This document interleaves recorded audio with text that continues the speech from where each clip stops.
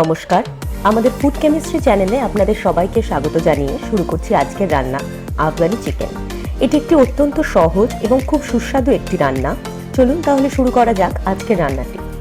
প্রথমে আমরা ম্যারিনেশনের জন্য বাটা মশলাটি তৈরি করে নেব।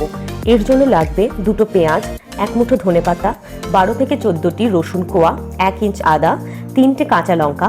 আপনারা আপনাদের স্বাদ অনুযায়ী লঙ্কা দিতে পারেন, তবে মনে রাখবেন এই রান্নাটি খুব বেশি ঝাল হয় না। এবার আমি চিকেনটি ম্যারিনেট করব।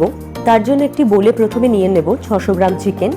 এরপর চিকেনের পিসগুলোতে নুন ও গোলমরিচ গুঁড়ো দিয়ে ভালোভাবে মাখিয়ে নিতে হবে।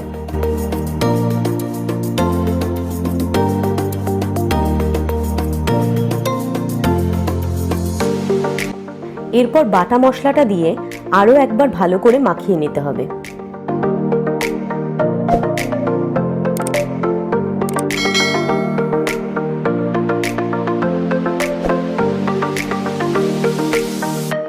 এখন মাংসের মধ্যে দিয়ে দেব 150 গ্রাম টক দই, 5 টেবিল চামচ ফ্রেশ ক্রিম, 1 টেবিল চামচ গলানো মাখন, হাফ চা চামচ গরম মশলা গুঁড়ো, 2 চা চামচ শুকনো খোলায় ভেজে রাখা কসুরি মেথি গুঁড়ো।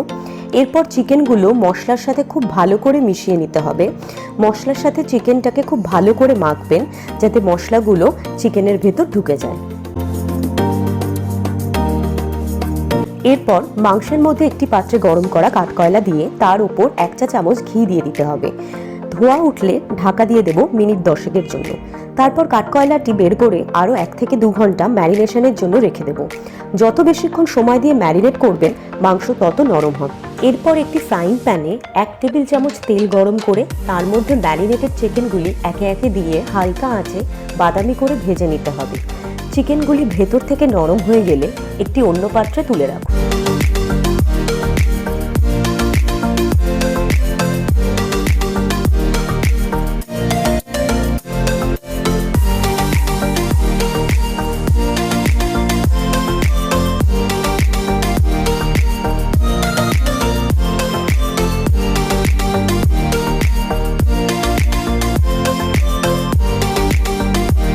তারপর সেই একই তেলে বাকি ম্যারিনেশনটি ঢেলে দিতে হবে এবং ভালো করে কষাতে হবে যতক্ষণ না মশলা তেল ছাড়ে।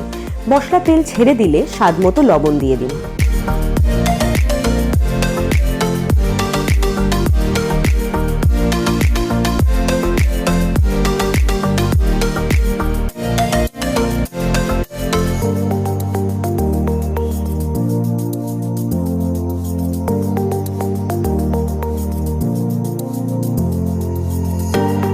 এরপর ভাজা চিকেনগুলি কষানো মশলার মধ্যে দিয়ে ভালো করে মিশিয়ে কিছুক্ষণ ঢাকা দিয়ে রাখুন।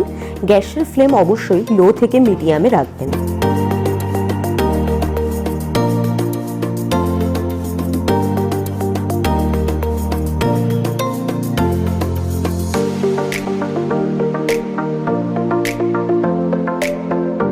এখন ঢাকনা খুলে 1 টেবিল চামচ ফ্রেশ ক্রিম দিয়ে ভালো করে মিশিয়ে নিলেই একেবারে তৈরি আফগানি চিকেন।